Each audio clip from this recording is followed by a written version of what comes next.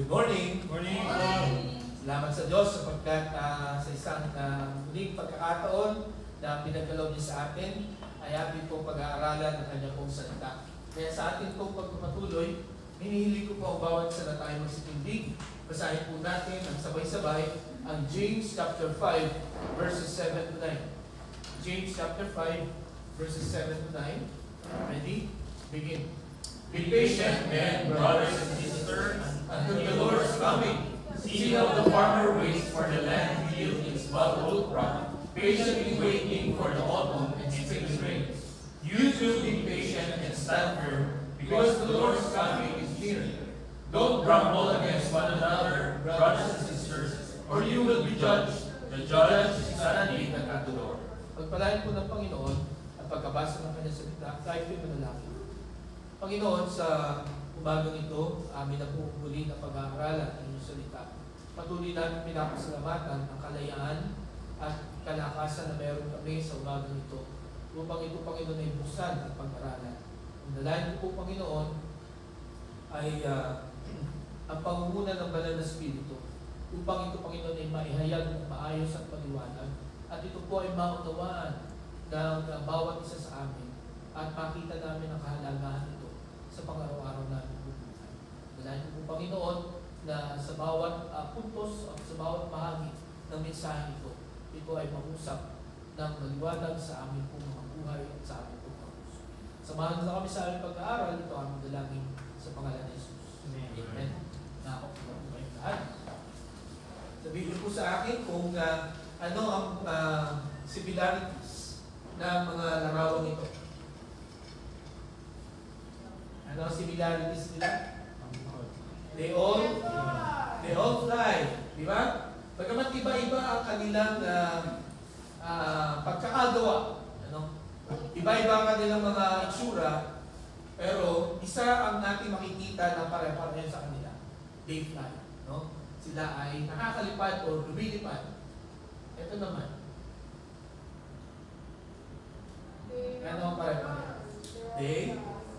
They run fast. Okay? So, again, magkakaiba sila ng itsura, pero pare-pareho sila tumatakbo. Di po ba? Alam niyo po, sa ating pong buhay, sa ating pong mga tao, bagaman iba-iba ang mga status natin, iba-iba ang ating mga backgrounds, iba-iba ang ating mga pinanggalingan, iba-iba ang ating pong mga pinag-aralan, ang mga antas ng ating pinag-aralan, iba-iba ang ating mga orientation o kinaugalian o natutunan sa buhay, ay meron po tayong pare-pareho na nararanasan sa buhay na ito. Alam niyo po ba kung ano yung pare-pareho na nararanasan natin sa kabila na iba-iba tayo ng estado sa buhay? Yun po ay ang salitang paghihintay. Waiting or wait. Diba? Lahat tayo po ay nakakaranas maghintay.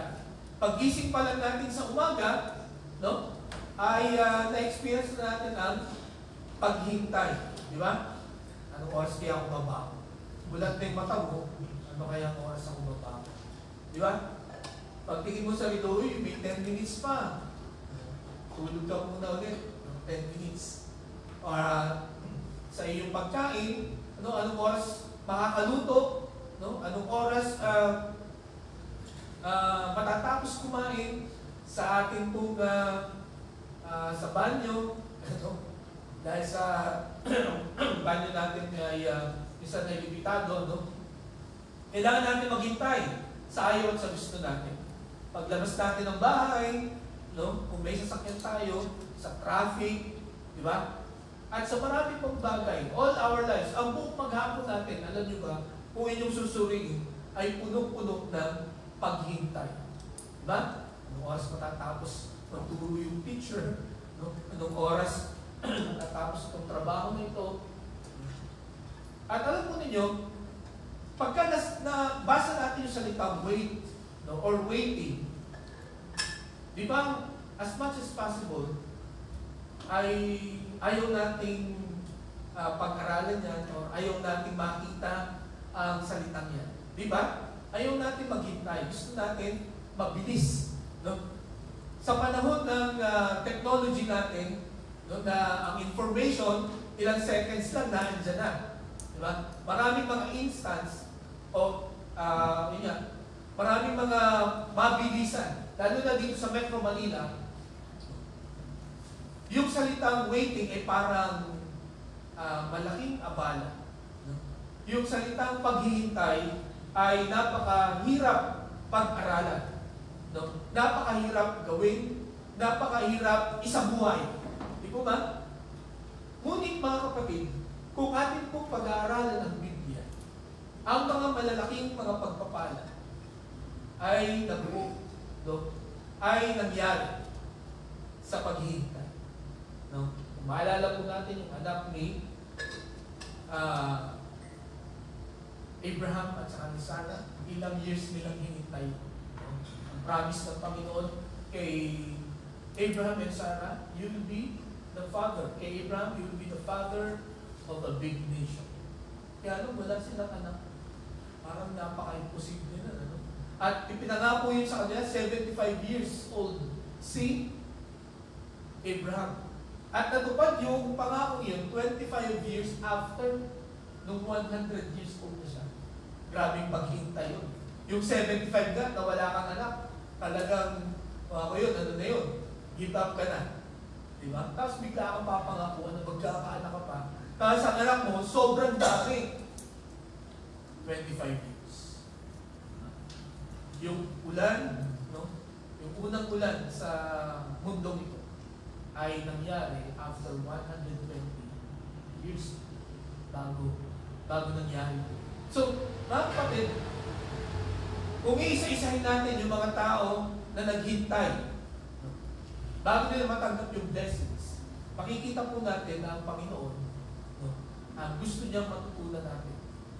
Whether we like it or not, whether we believe it or not, itong salita, okay, diba? Maghintay po tayo. Di ko alam kung ang sistema nyo ngayon ay nagre-resist sa ating pag-uusapan ngayon po umagang ito. Pero mga kapatid, ito ay itinuro ng Panginoon dahil meron po siyang gusto na ma-develop sa ating buhay, sa ating pananatili sa mundo. At sa ating pananatili kung saan ka man naroon ngayon. No? Kung ano man ang estado ng buhay mo, kung ano man ang ginagawa mo ngayon, anong pinagkakaabalahan mo ngayon, mga kapatid, kailangan natin matutunan ng paghihintay sapagkat kailangan natin ito para magtagumpay tayo sa ating buhay. Ngayon po nga, buwang ito, binabalikan po natin ang theme ng Mindoro Ministry ngayon pong taon ito. Ano nga po ang ating theme? Ready? Begin. Together, waiting, working, and winning souls. Last week, pinag-usapan natin the power of togetherness. No? Pinag-usapan natin yung word na together. Okay? Gaano kahalaga ito? No? Gaano kalakas pagka tayo po ay magkakasama or laging nagtitipon-tipon. No? Kung itong ating pagtitipon ay hindi natin kinakaligtaan, ano ang pwedeng mangyari? No? Anong development ang pwede po pa-create ito, hindi lamang individually but corporately. As a church, ano po ang pwede natin maabot? No? At yan po ay makikita natin din sa salita ng Panginoon na tayo po ay inuutusan. Hindi tayo pinapakiusapan, inuutusan tayo na tayo po ay laging magsama-sama. Ngayon po umaga, yamang nakita natin, no, na ang gusto ng Panginoon tayo pong lahat ay matutong maghintay. Meron po akong gustong itanong sa inyo. Kumusta ang inyong paghihintay? Kung i-grade niyo ang inyong mga sarili, 100 yung, hindi, 10 na lang. 10 yung pinaka, mataas na, ang taas ibig sabihin, mahaba ang pasensya ko sa paghihintay. Ano po ang grade natin?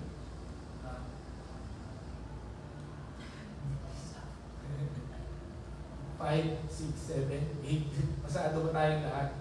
No? Pero mga kapatid, kung ano man ang grade ninyo sa inyong sarili sa paghihintay, dapat po natin matutunan ito. No? Pinamagatan ko po ang ating mensahe ngayong umaga, wait well. Wait well. Maghintay ng mabuti o ng maigi or mabuting paghihintay. Diba? Alam niyo po, pagka paghihintayin ka lang sa isang bagay na hindi mo alam bakit ka naghihintay o bakit mo siya hihintayin, ay nakaka-inis yun at saka hindi mo na uulitin. Meron pong isa akong kaibigan na involved po siya sa tawag po sa business na yun, sa pyramid. Sabi niya sa akin, sumama ka sa akin doon sa Jollibee. Libre ang pakain doon. At 30 minutes lang. Makikinig ka lang, hindi ka magsasalita. 30 minutes lang, promise. So dahil sa 30 minutes, tapos sa Jollibee, sumama. Actually, 3 kami ng, hindi ko lang kasama ako. Si bro, si Chef po ang nag-invite sa amin. 30 minutes lang daw. Pagdating namin doon, kain nga kami yung Jollibee.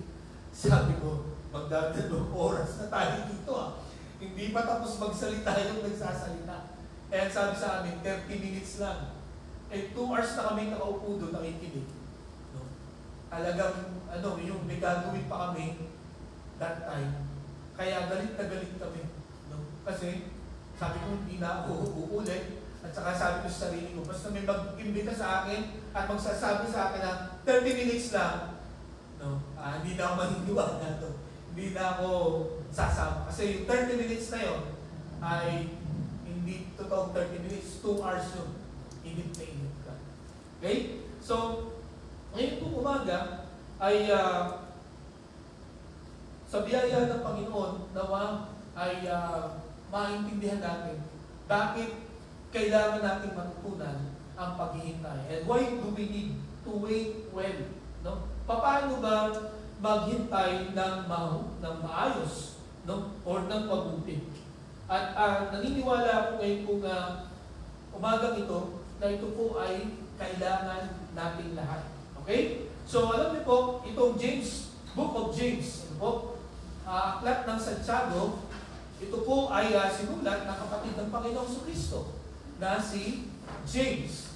Okay? At ito pong aklat na ito ay sinulat para i-encourage, para palakasin ang loob ng mga tao, ng mga Kristiyano, ng mga followers ng Panginoong Jesucristo na inuusig that time. Katulad po ng mga napag-aralan natin noon pa, na nung makit ang Panginoon sa langit, at after 40 days, ang Holy Spirit ay pinuspos ang mga apostol.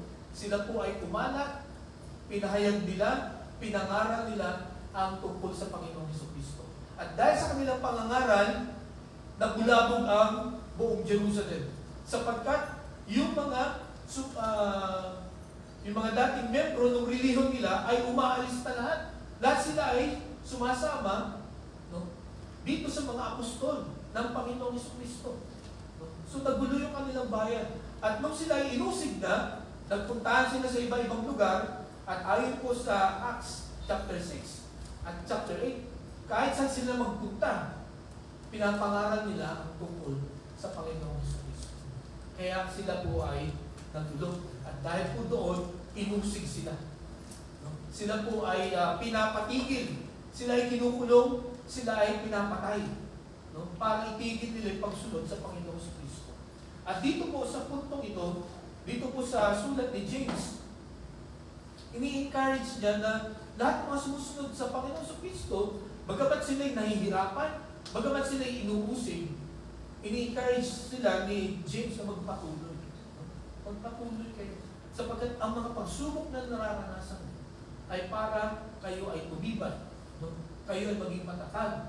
Para kayo magpatuloy sa inyong pananampalataya. At dito po sa chapter 5, yung verses 1 to 6, binabalaan ni James yung mga mayayaman dito. Sapagkat itong mga mayayaman dito, ang ginagawa nila, pinapahirapan nila, dinadaya nila, yung mga mahihirap, hindi nila binabayaran ng tama. No? Or yung iba, hindi na nila binabayaran sa mga trabaho na kanilang hinihingi. Okay? At dahil din dito, yung ibang mga mananampalataya ay hindi na rin makakain, hindi na rin sila magkaroon ng tamang kita dahil nga itong mga mayayaman. And then pagdating po dito sa verses 7 to 9, makikita po natin dito na ini-encourage po ni James na itong mga mananampalataya ito sa kabila ng mga pagsubok na kanilang nararanasan ay magtiis, magtsaga pa rin sapagkat malapit nang bumalik ang Panginoon. Okay. So alam niyo po mga kapatid, ngayong umaga, ito pong mensahe natin ay napapanahon. Sapagkat kung titingnan po natin ang mga tanda na binigay ng Panginoon sa kanyang muling pagbabalik, ay hindi na po natin pwedeng pasinungalingan, no? Hindi na natin pwedeng, kumbaga ay hindi pansinin that the Lord Jesus Christ is coming very, very, very soon. In fact, anytime, no? Pwede na siyang bumalik sapagkat ang mga tanda na kanyang isinulat, no? Sa Matthew chapter 24 and 25 ay nakikita na po natin. Ngunit, ang sabi po dito ni James, kayo ay maghintay. No? Huwag kayong mainip, no? Sa muling pagbabalik ng Panginoon. At dito po mga kapatid sa ating pag-uusapan, ngayon po umaga, merong 3 disiplina na dapat tayong matutunan para matuto tayong maghintay ng maayos. Okay? Kung ikaw sa umagang ito, may problema ka sa paghihintay, you need to discipline yourself. No? Sa 3 na ito na pinakita at itinuro ni James. Okay? So, for us to adopt this discipline, 3 disciplines. Kung babalikan po natin itong verse 7, ang una na dapat po na maging disiplina natin sa ating sarili para matuto tayo na maghintay na maayos. Una, we need to be a farmer. Farmer, magsasaka. Okay? Ano yun? Paano ka magiging magsasaka? Ang sabi po dito sa James chapter 5 verse 7, sabi diyan, see how the farmer waits for the land to yield its valuable crop, patiently waiting for the autumn and spring rains. Okay, tayo po dito sa Pilipinas ay hindi na bago sa atin ang pagsasaka. Di po ba? Sa amin po na medyo may edad na dito, na-experience pa namin itong pagpunta sa palayan. No? Ako, naranasan ko magbilad ng palay, no? Pero hindi ko naranasan talaga yung magtanim. No? Pero ang naranasan ko, pagkaani, kailangan mo ibilad pa yung palay. No? At naranasan ko po yun. No?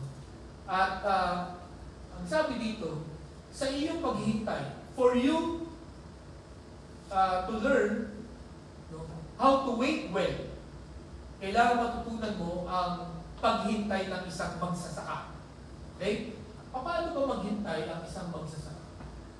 By the way, hindi dito sinasabi ni James na maging magsasaka ka. No? Pumunta ka sa bukid at subukan mo na magsaka para matutunan mo ang paghintay ng maayos. Hindi po yun ang punto niya. Ang sabi niya dito, tingnan ninyo. You observe, no, how they wait. So, ang iyong obserbahan, yung kanilang attitude sa paghihintay. Okay. Ang una na makikita po natin na attitude ng isang farmer sa kanyang paghihintay ay they understand the value of time. Di ba? Ang isang farmer, alam niya na mahalaga ang bawat oras. Wala siyang inaaksaya.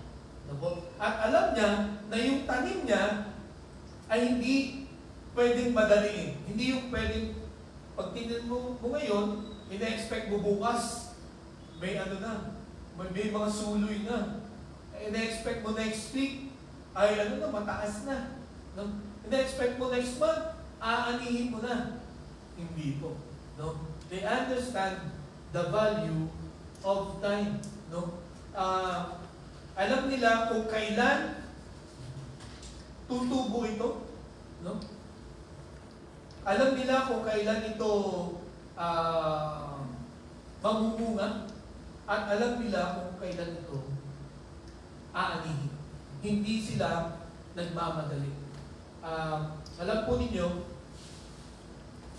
sa bigas, no, siguro tayo lahat ay kumakain ng kanin dito. Kaya nasabi ko sa inyo, ako'y anak ng magbibigas. So, lahat ng masasarap na bigas ng buhay pa tatay ko ay natikmang na kanin. No? May matamis, may walang lasa, no? Merong lasang malagkit, iba-iba. Pero, isa ang napansin ko ay lahat sila ay nakakabusog. Sila ay masarap. Okay? Sabi nila, ang bigas, no, bago ito, o simula sa pag-prepare nung field or nung palayan, no, hanggang sa tag-ani ay aabutin ng 130 days. Okay? Ang buong pagtatanim nito hanggang sa ito ay ma-harvest. No? So ito ay more or less 3 to 6 months. At dito po sa atin sa Pilipinas, ang pagtatanim ay tuwing March. Okay? Yung palapit na ng summer. Kasi hindi pwedeng September o kaya June magtanim dahil malulunod ito pagka nagtag-ulan. No? Dapat bago magtag-ulan, ano na sila, stable na yung kanilang mga ugat. So, para pag ulan nga, kumbaga yung ulan ay mas lalo makakapagpalaki sa kanila. Kaya lang nga, ang problema sa atin ngayon, dahil sa global warming, no, ang lupit ng mga bagyo natin dito, ang tindi ng ulan. Diba? Minsan yung inaasahan mong ulan for 6 months ay ibinubuhos lamang ng 1 buwan. Kaya lunod ang mga tanim. Pero, ideally, ang palay pala, yun nga, 130 days ito bago ito anihin. Okay? So, alam po ito ng mga farmers. Alam nila na 130 days. No? Hindi sila nag-shortcut. No? Hindi 90 days, hindi 60 days. No? Pag binigyan kayo ng bigas na 60 days lang, ano yung tsura nun? Berding-berde na yun. Hindi mo yun makakain. Di ba? Kahit na sabihin, gutom na ako. Gusto ko na kumain ng kanin. Hindi ka papayagan or hindi gagawin ng magsasaka na anihin yun kasi kulang pa sa araw.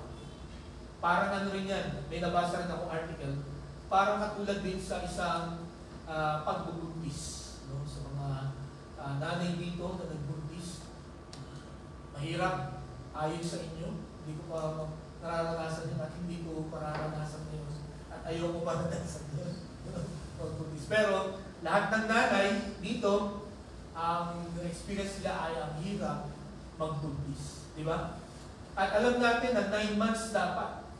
Hindi pwedeng sabihin ng nanay na ayoko na, hirap na ako, titigil ko na to. No, 3 months pa lang, sabi mo na, ititigil ko na to. Di ba? O kaya, palabasin na natin ito. Hindi, may araw siya. No? Meron siyang designated time para lumabas. Ganon din po itong mga palay. At mga kapatid, ang muling pagbabalik ng Panginoon ay may appointed time. Okay? Maging ang ating pong mga pinapanalangin, mga kapatid, ngayon pong baga. Meron pong takdang oras yan para sagutin ng Panginoon. Hindi porket hindi pa yan sinasagot ng Panginoon, ay hindi totoo ang Diyos. No? Ay hindi nakikinig ang Panginoon sa atin. Nakikinig siya, mga kapatid. Lalo na sa panahon na tayo po ay may kabigatan sa ating pong buhay. No? Meron tayong pinagdadaan ng matinding pagsubok. God is always busy. No? Sa lahat po ng ating po mga prayers. Wala po siyang iniislam. No? Wala po siyang, kumbaga ay, ang tawag dito, walang offline ang Panginoon. Basta lahat ng ating panalangin ay kanyang pinapakinggan. At tutugunin niya ito sa takdang panahon. The farmer knows the value of that. Kayo po ba? Tayo po ba? Alam po ba natin ang kahalagahan ng oras? Alam niyo po sa Quiapo, kami po ay nagpapagawa ng eyeglass doon. Dahil mura-mura doon. At saka nakakatawa. Pero, ito yung na-realize ko. Huwag mo silang mamadali. Huwag niyo sabihin na, pwede pang mamaya, makuha ko na doon. Sasabihin nila honestly sa inyo na mahirap kung mamadali. Baka hindi maganda yung pagkato. Hindi ko ba? Kaya ako pagka nagpapagawa ko, eyeglass, o kaya nagsasakyan, take your time. Lagi yun ang sinasabi ko. Kasi baka sa pagmamadali, lalo mapasama. Lalong mapamahal, lalong mapatagal. Lalo tayo mapiruwisyo pagka tayo nagmamadali. Diba? Kaya, if we want to wait well, dapat ang nasa utak natin parati ay yung nasa isipan ng mga farmers. No? They know the value of time. Kailangan ng oras. Okay? Hindi natin pwedeng madaliin ang mga bagay-bagay. Hindi natin pwedeng madaliin ang Panginoon. Sapagkat ang Panginoon, alam niya kung ano yung makakabuti sa atin. Ang pangalawa, ang sabi dito sa Ecclesiastes chapter 3, verse 1 and 11, there is a time for everything and season for every activity under the heavens. Ang sinyo yung word na there is a time for everything. Okay? Kaya mga kapatid, ngayong umaga, kung iniisip natin, o kung yun nga, meron po tayong matagal nang hinihintay, no? Promotion, o kaya kung yung ating mga results ng ating mga examinations, tandaan po natin, ang lahat ng bagay ay darating yung takdang panahon. And then sabi pa sa Isaiah chapter 14 verse 24, basahin nga po natin, ready, begin. The Lord Almighty has sworn, surely as I have planned, so it will be, and as I have purposed, so it will happen. Mga kapatid, ito tandaan natin, ano?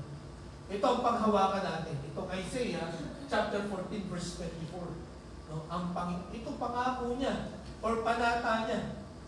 Nasabi niya, surely as I have planned, so it will be. And as I have purposed, so it will happen. Mga kapatid, ngayong umaga, tandaan niyo ito. May plano ang Diyos sa bawat isa sa atin. May plano siya. At ang plano niya ay maganda. At ang sabi niya dito, it will be, or it will happen. No? And I have purpose, it will happen. Lahat ng plano niya sa buhay natin, mga kapatid, ay mangyayari. Ano ang tinuturo po ng talatang ito? We need to wait. We just need to wait on the Lord. Okay? Hintayin natin ang pagkilos, ang pagpapakita niya ng klaro plano niya sa buhay natin. Huwag po tayong mag-DIY. Ano yung DIY? Do it yourself. O magsarili. O dumiskarte ng sarili. Let us wait on the Lord. Sapagkat, ang sabi niya, His plan will happen. Mangyayari yung plano niya sa buhay po natin. Okay? Alam niyo na ba? O nakita niyo na ba ang plano ng Panginoon? Kung hindi pa, let us wait. Hintayin natin ang Panginoon. Ang pangalawa, hindi lamang value of time, but the veracity of the process, no? Or the truthfulness of the process. Naiunawaan ng mga farmers ang pangangailangan ng proseso. Okay? Or yung mapagkakatiwalaan natin na proseso. Okay? Kumbaga, ang mga farmers, hindi yan papayag na hindi mo susundin yung step 1, step 2, step 3, step 4. Hindi ka pwedeng magtanim, no, ng palay kung hindi mo na i-ready yung field. No? Kung hindi mo siya napalambot, no? Kung hindi mo siya na anong tawag doon? Nabukal, no? Hindi pwede, no? Sapagkat yun ang first step, kailangan bungkalin mo siya, no? Palambutin mo yung lupa. Okay? Yun ang first step. And then second step, yun na, pagtatanim. Third, dilig. No? Fourth, patayin mo yung mga peste. And then yun yan. Fifth, yayabong na siya. And then sixth, harvest na. Okay? Yung 1 to 6 na yun, yun ang sinusunod ng mga farmers para magkaroon sila ng maganda, marami, at masarap na ani. Pagka sila ay nag-undergo ng process. Pero, kung meron silang hindi susundin dyan, imimiss, hindi magiging maganda ang ani. Lugi. No? Parang ano ka lang, parang ang kumukuha ng bato na ipupukpok mo lang sa sarili mo. Pinapahirapan mo lang ang iyong sarili. Mga kapatid, ngayon po umaga, if you want to wait well, or if you want to learn how to wait well, kailangan maging katulad tayo ng magsasaka na nauunawaan niya yung halaga ng oras at saka yung halaga ng proseso. Okay? Huwag tayo mag-shortcut. Minsan, pag nahihirapan na tayo, ganyan, wala bang mabilis? Wala bang mas madali? Diba? Kahit din po sa pagluluto, diba? Mas masarap ang luto sa fine dining kaysa ng fast food. Tama? Hindi. Depende.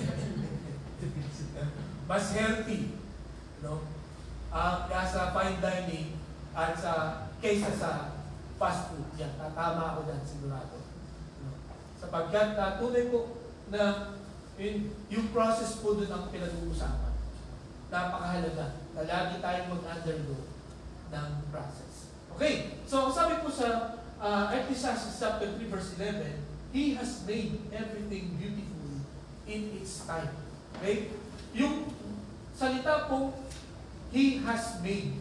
Ang ibig po sabihin noon, yung word na yun na He has made, pinadaan niya sa proseso ang lahat ng mga bagay. No? Masama man ang nangyari sa buhay natin, o maganda, pinadaan niya sa proseso. At ang resulta, everything beautiful in its time. Kaya ngayong umaga, may mga bagay sigurado po na hindi tayo maintindihan. At hindi natin maipaliwanag sa buhay po natin. Diba? Bakit kaya nagkaganito? Bakit kaya the more I read the Bible or I read the Bible, bakit parang lalong dumadami ang aking problema? The more I pray, parang lalong sumasalibuot ang aking buhay. The more I decide to follow the Lord Jesus Christ, bakit parang ang daming opposition? Diba? Mga kapatid, nasabi dito ng Panginoon, He will make everything beautiful in His time. We will understand it later. Huwag nating alamin agad ngayon, no, kung ano. Huwag nating madaliin ang Panginoon. Hindi dahil sa hindi mo pwedeng madaliin ang Panginoon. Hindi dahil sa mabagal ang Panginoon.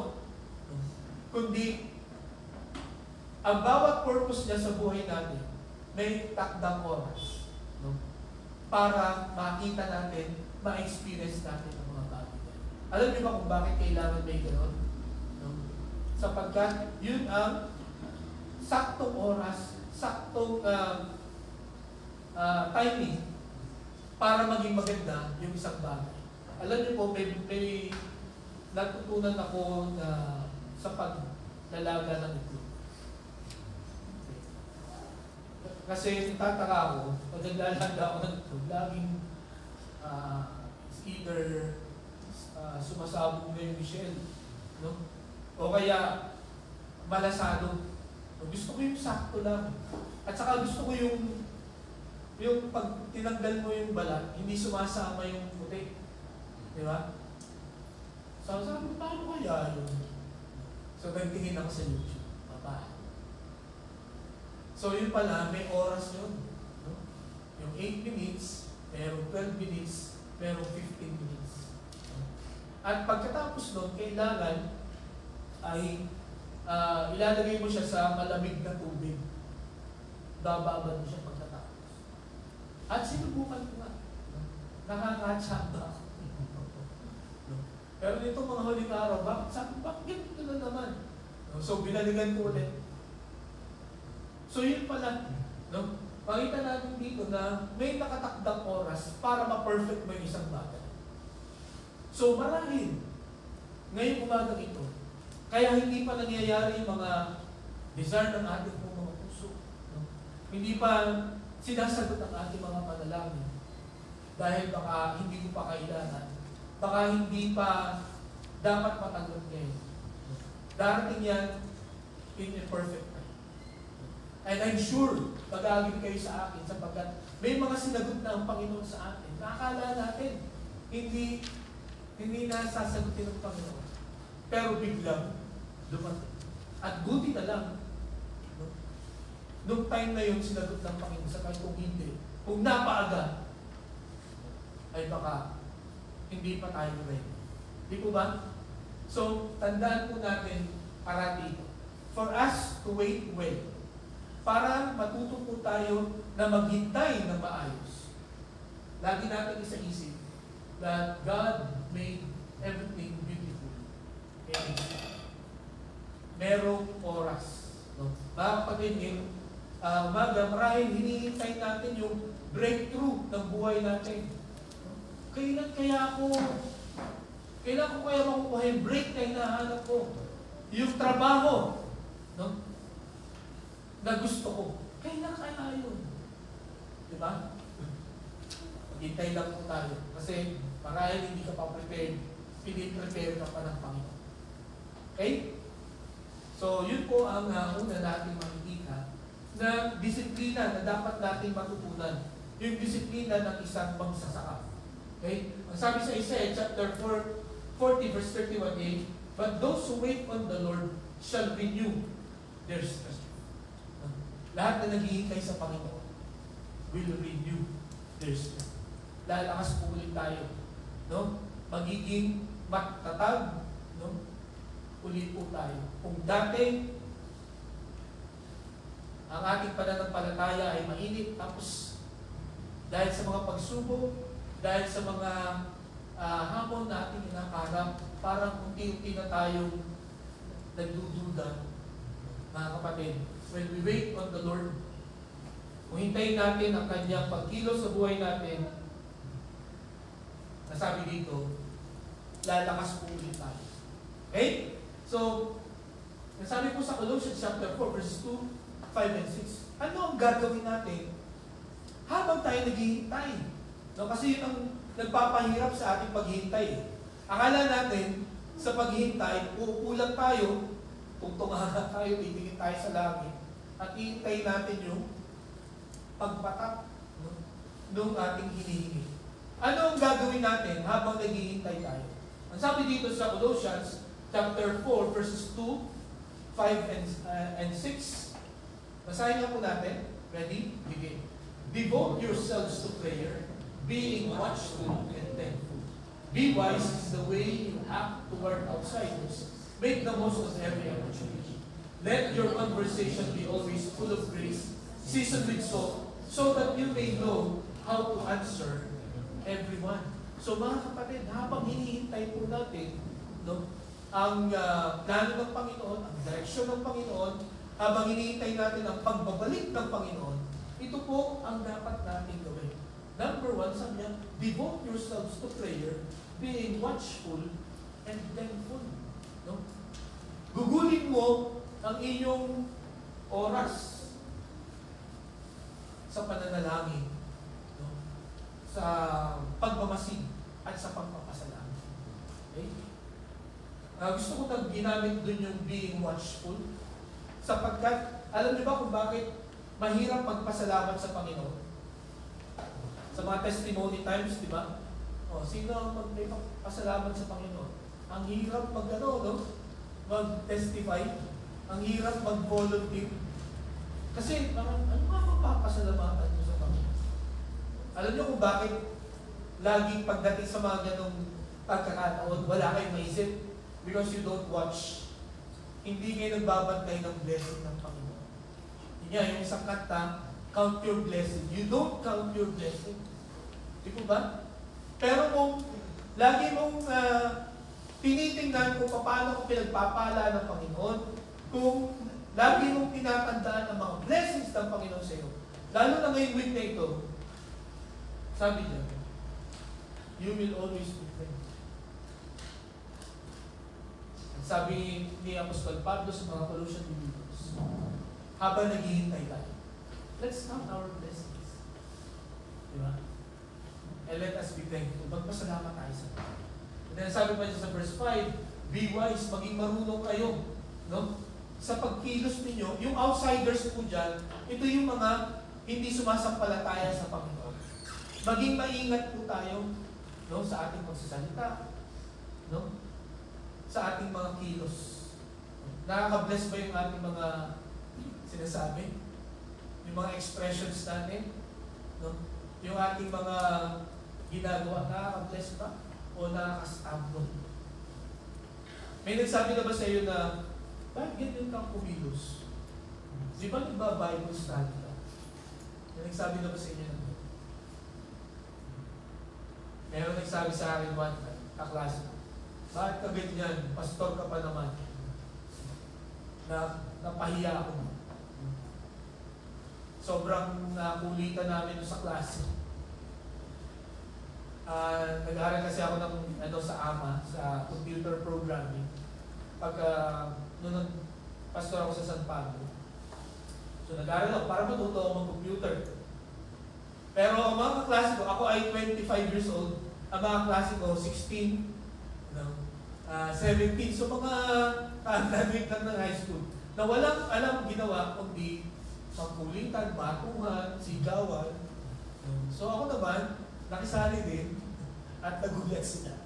Sabi nila, di ba pastor ka? Bakit ang ingay mo? So that time nag-check ako. Sabi ko, oops, nandito nga pala ako sa place na hindi nila kilala ang Panginoon. Kailangan maging halimbawa po tayo, maging marunong tayo sa ating pong pagkilos, sa ating pong mga sinasabi. And then read sa verse 6, let your conversation be always full of grace. Seasoned with salt, so that you may know how to answer everyone. Again, ano ang mga lumalabas sa ating pong bibig? Ito ba ay nakakasakit?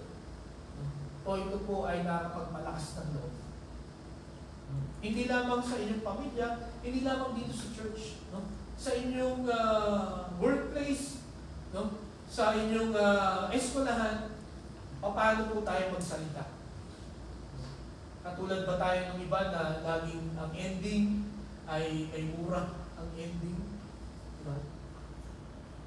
Mga kapatid, habang hinihintay natin ang Panginoon, kailangan po ay i-devote natin ating sarili sa pananalangin, ng pagpapasalamat, at ingatan po natin yung ating po testimony o yung ating patotoo. Dahil higit tayo po ay mga tagusunod ng Panginoong Jesucristo. Okay? So, yan po ang unang discipline na makikita natin. We need to be a farmer. Itandaan po natin yun, gayahin natin yung attitude ng farmer sa paghihintay. No? They understand the value of time and also the veracity of the process. Pangalawa, kailangan ay maging builder tayo. No? Anong Tagalog sa builder? Tagapagtayo. No? Yeah. Tagapagbuo. Okay? Builder. Sabi dito sa verse 8, you too be patient and stand firm because the Lord's coming is near. Pansinin niyo yung word na stand firm. Manindigan kayo. No? Ang ibig kong sabihin ng stand firm dyan, no? Kailangan ang inyong kumbaga sa tanim, kailangan yung ugat ninyo ay malalim. Okay? Hindi kayo dapat maiuga. Alam niyo kung bakit kailangan natin maging katulad ng builder? Sapagkat habang naghihintay po tayo, lalo na sa muling pagbabalik ng Panginoon, may mga bagyo na darating sa buhay natin. There will be storms that will come in our lives. Katulad po ito, siguro hindi na ito bago sa atin. Dito po sa Pilipinas, ngayon pong June, no? In fact, meron ng LPA tayo na naranasan, at marami pang susunod na mga bagyo tayo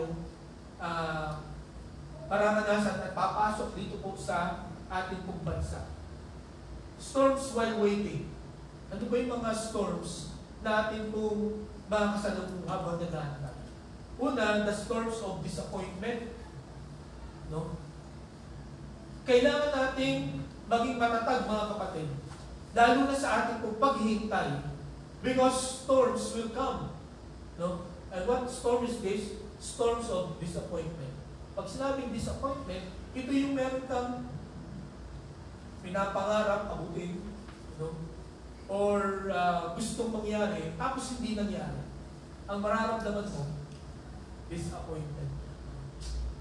Dapat ako yun.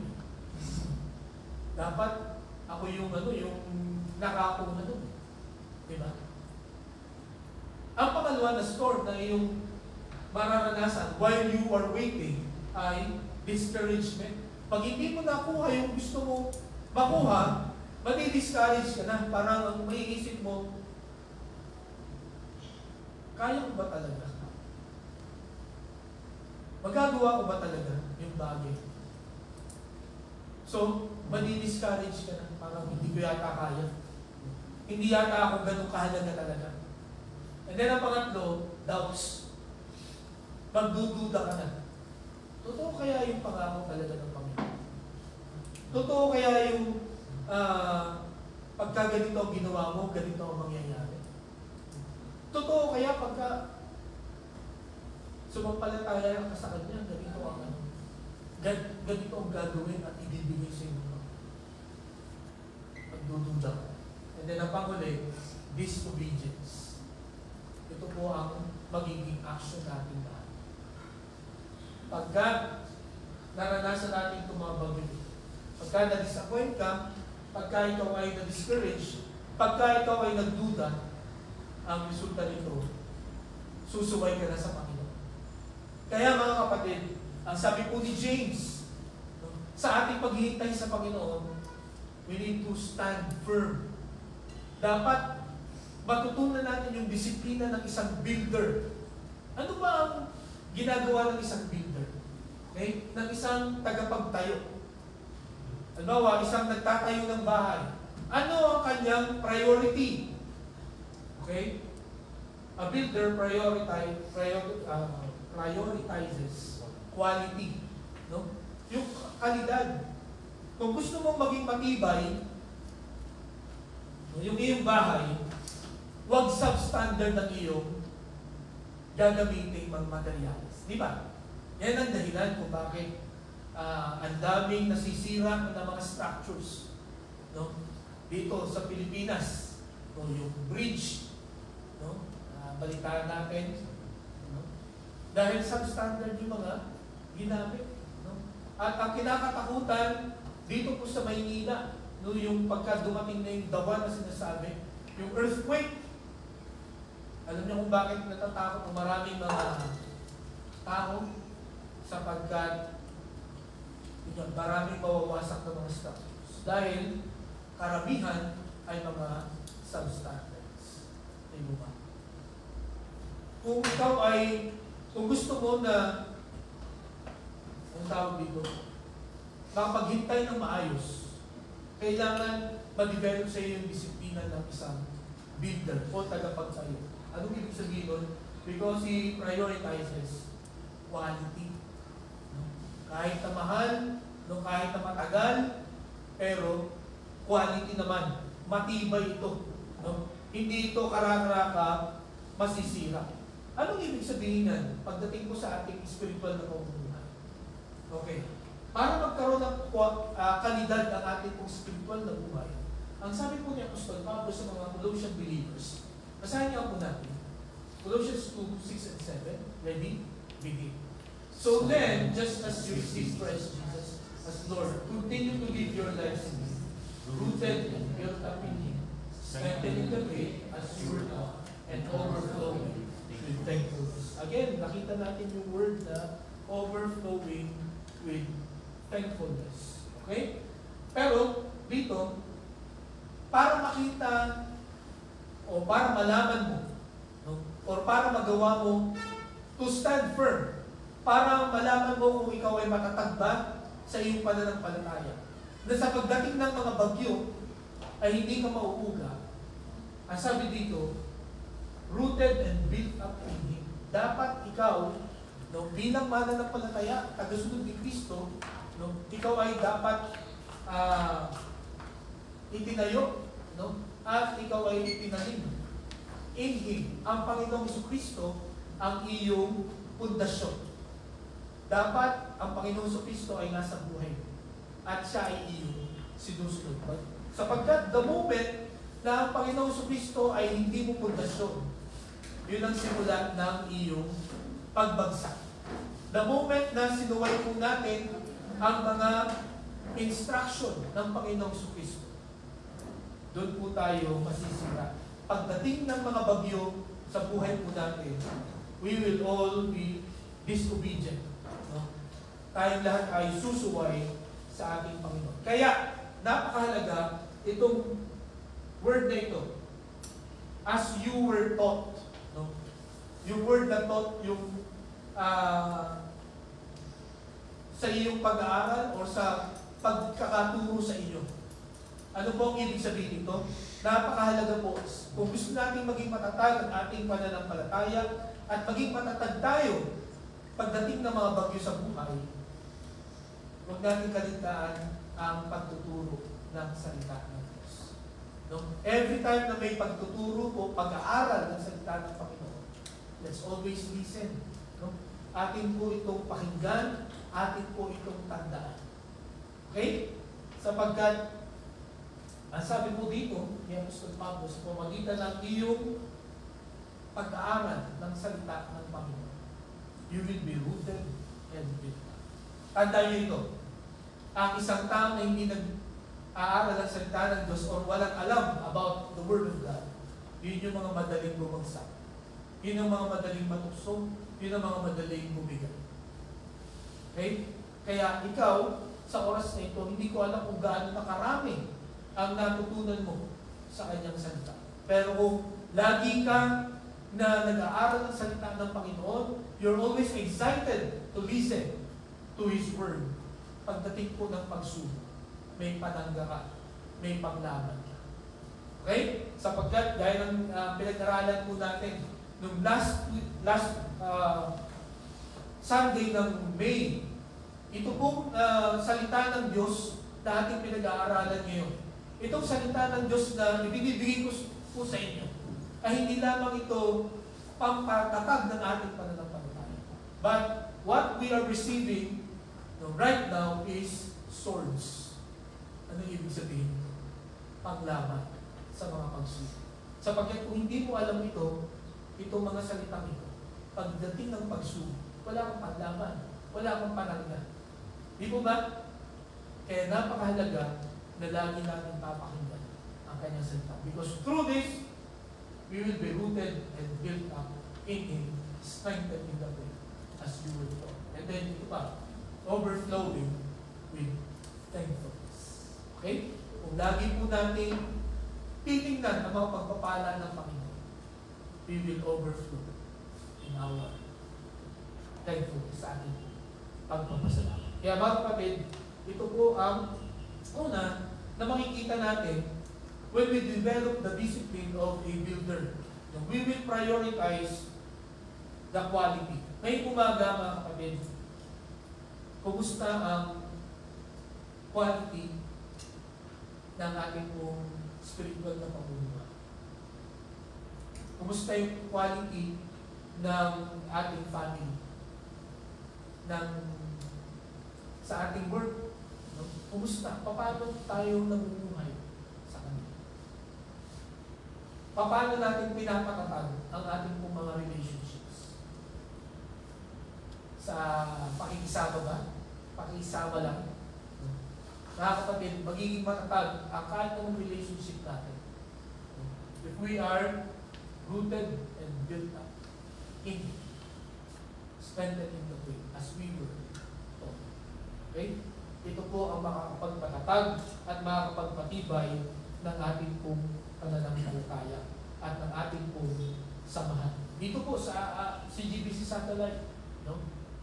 Ang lagi ko pong ipinapanalangin sa bawat isa na makita natin ang dahilan kung bakit tayo nagsasama-sama dito ay hindi dahil sa guwapo at magaganda ang mga naam dito. Totoo ba yun? Or pogi ang inyong pastor? Ay, joke lang po. Ang tanging dahilan po mga kapatid kung bakit lagi tayong may hunger and thirst to come together is because we study the Word of God. We study the Word of the Lord Jesus Christ. Ito, mga kapatid, ang dinadayo natin. Di ba? Nakapunta na ba kayo sa isang restaurant na ang sarap ng pagkain? Masarap na, affordable pa. Di ba dadayuhin mo yun? Kahit malayo ka, ay pupuntahan mo siya. Dahil po. Kaya kayo nagkikita-kita doon sa lugar niya. Because of that. Yan din po ang prayer po, no? Sa CGBC Satellite, ma-develop sa atin. Kaya tayo pupunta dito hindi dahil sa personality, no? Hindi dahil sa kung sino pa man or kung ano pa man. Kaya tayo nagtitipon-tipon dito. Kaya tayo nagsasakripisyo ng oras, ng pera, at ng lakas natin. Because we want to listen to God's word. Sapagkat ang salita ng Panginoon, yun ang nagpapalakas at yun po ang nagpapatibay sa atin. Okay po? Ang pangalawa, a builder promotes stability. No? Hindi lamang yung quality, kundi yung stability. Ang ibig sabihin ko pag stability, hindi ka lamang ngayon malakas. Hindi ka lang ngayon matatag. Ang tinatayo mo dapat ay pagmatagalan. Di ba? Kung kayo ay magpapatayo ng bahay, gusto nyo ba yung one year lang ang ang buhay niya? Pagdating ng second year, pag may dumaan na bagyo, kaya may lumindol, wasak na agad. Di ba mas gusto natin pangmatagalan? Yun ang thinking ng isang builder. At yun po ang ibig sabihin po, ang sinabi ni James, na sa kabila ng matinding pagsubok at sa ating paghihintay, we need to stand firm. No? Maging matatag tayo. Huwag natin hayaan na tayo ay lumuhod. Okay? Ang ating pong isipin ay paano tayo tatagal. Paano tayo magiging matatag. Ngayong umaga, alam ko po na tayo po ay hindi perfecto.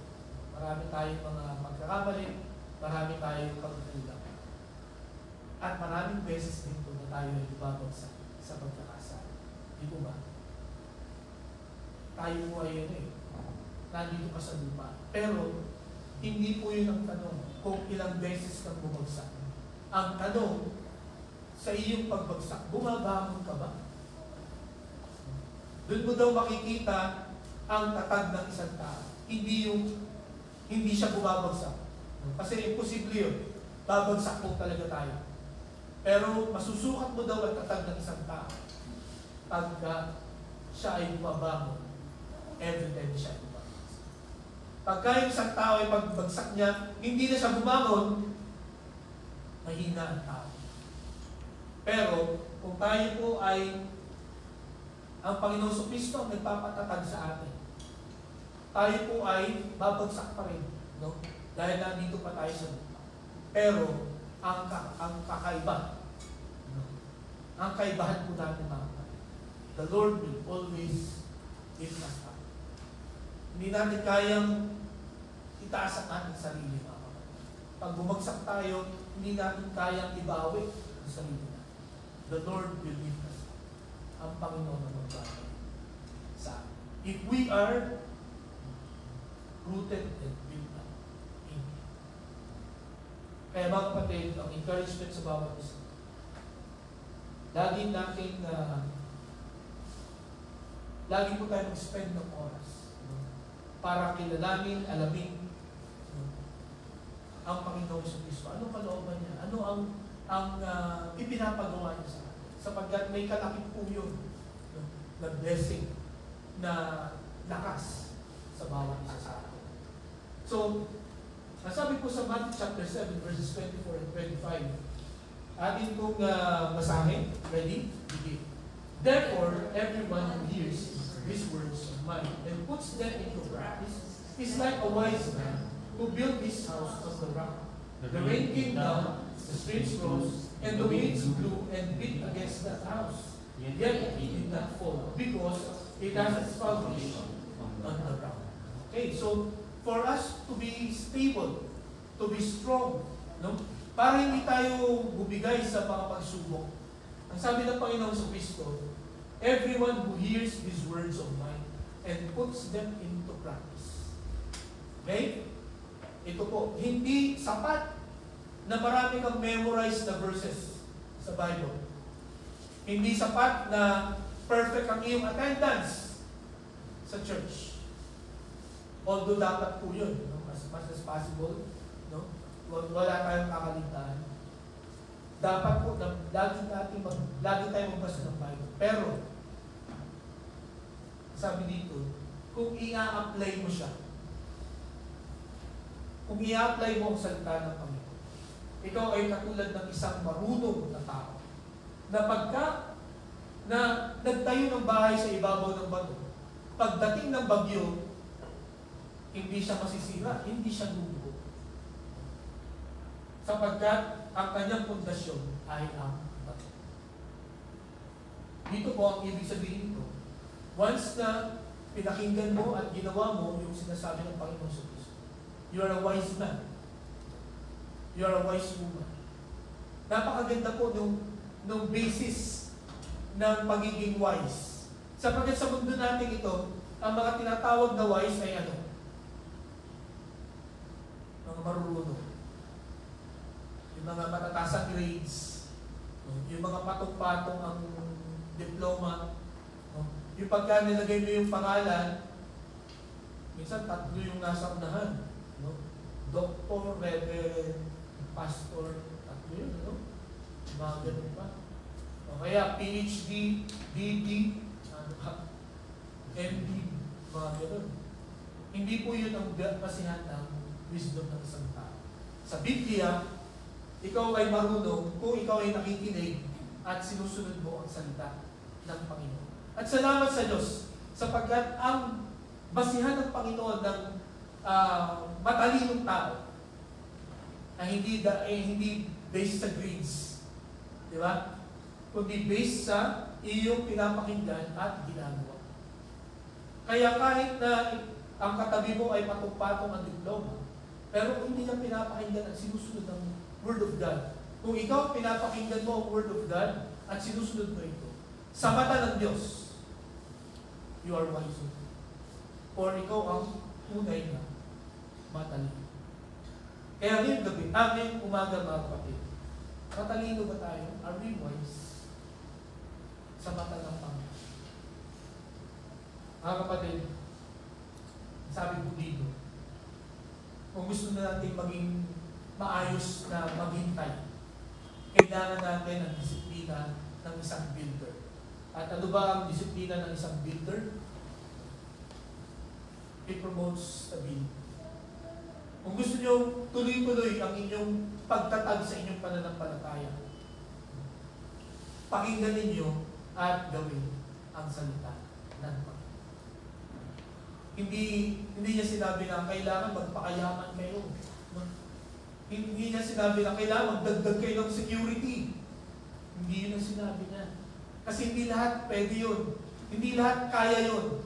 Pero, naniniwala ako sa umagang ito na lahat ay kayang makinig at kayang sundin ang salita ng Panginoon.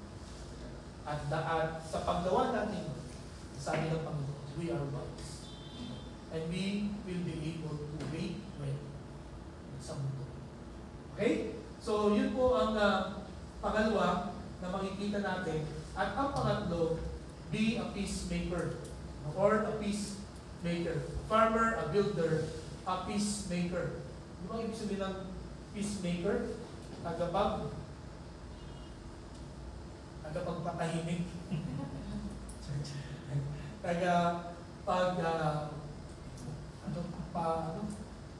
Mamaya sabi ko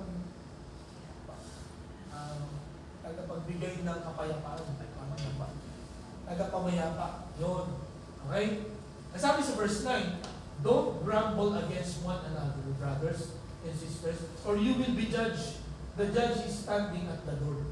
Okay, dito, ang ibig sabihin ng grumble dito, complain. No? Bakit sinabi po ito ni James? Sapagkat nung panahon na yon, ang tingting nga ng pagsubok. No? Tapos hirap na hirap talaga mga Christians. So pagka ang daming pagsubok, tapos yung ipinapangako sa iyo ay hindi pa nangyayari, nai-irritate ka. No? Ikaw ay naiinis. No? Umiiksi ang iyong pasensya. At ang nangyayari sa kanila noon, they grumble, kinukomplain nila itong mga kapatiran. No? Parang, ano mo naman? Ang ikli naman ng pasensya mo. No? O bakit ka ganyan? Bakit ka laging late? O bakit ka laging wala? So, nasabi dito, huwag kayong magreklamo. Huwag kayong mag-complain sa isa't isa. Sapagkat, nasabi dito, or you will be judged. The judge is standing at the door. Ang ibig sabihin po nung the judge is standing at the door, ang ibig sabihin yan, malapit na dumating ang Panginoon who will judge us sa kung ano man ang ginawa natin dito. Na-realize ko mga kapatid, habang pinag-aaralan ko ito, kung gaano ka-crucial ang iyong iniisip at ang iyong sinasabi sa kapwa at sa kapatid. No? Lalo na sa kapatid. Kasi nasabi dito, you will be judged. Ibig sabihin, may punishment pagka nag-ano ka pa lang, ikinuklaim mo ang iyong kapatid. Diba? Kasi ganito po ang makikita natin sa Romans chapter 12, verses 15 to 18. Ganito po dapat ang treatment natin sa isa't isa. Okay? Sabi diyan, sa verse 15 po muna, basahin po natin, rejoice with those who rejoice, mourn with those who mourn. Okay? So, sa atin po mga kapatiran, halimbawa, ewan ko kung na-experience nyo na ito, halimbawa, yung isang kapatid natin ay natanggap sa trabaho. Ano ang pakiramdam natin lahat? Are we happy with him? Or with them? With her? Na igalak na tayo. Diba? Halimbawa, nakita natin sa Facebook, no, na pumunta siya sa ganitong lugar.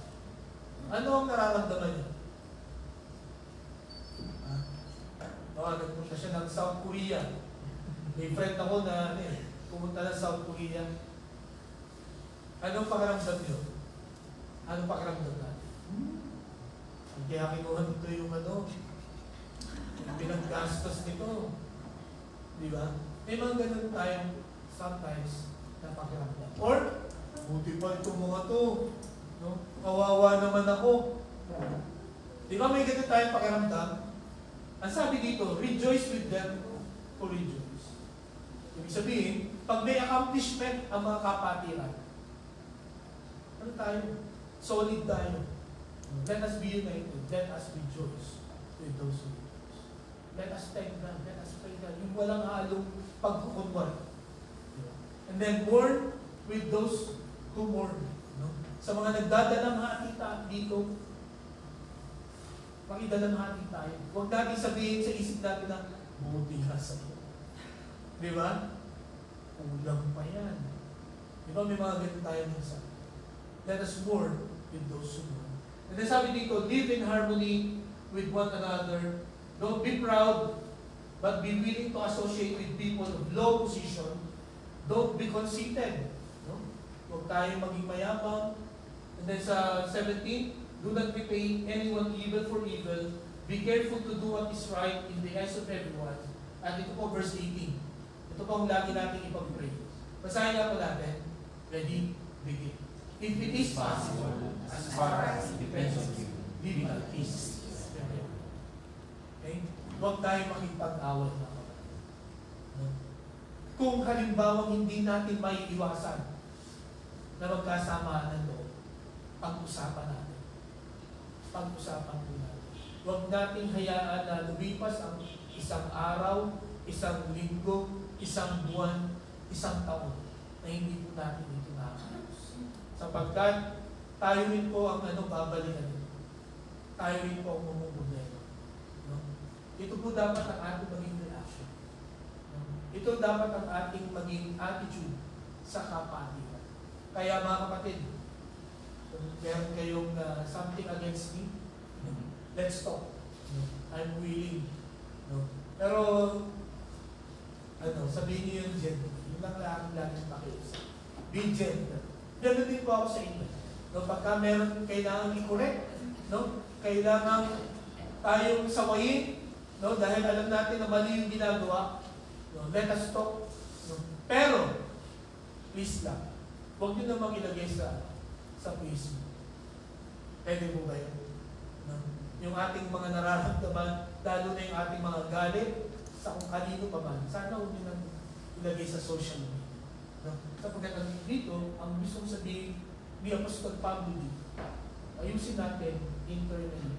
Kung ang problem ay internal, let us solve it internally.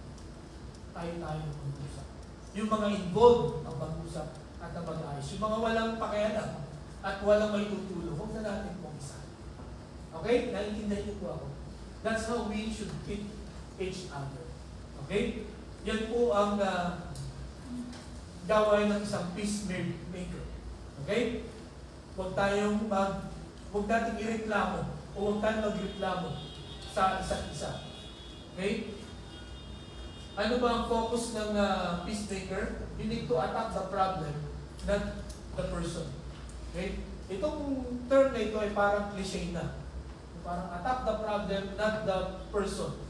Hindi mo na minsan mapaghiwalay kasi yung tao at saka yung problema. But this is how you do this.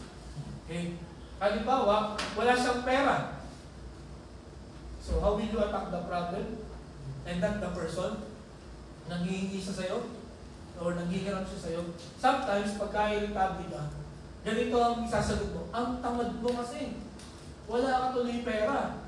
So, that's attacking the person, not the problem. Okay niyo ako? So, how will you attack the problem? Bakit ka walang pera? Yun ang una mo dapat yan. Bakit ka walang pera? No? Wala kang trabaho? Hanap tayo ng trabaho. Nakuha niyo ba ako? Pero sabihin mo, ang tamad-tamad mo kasi. No?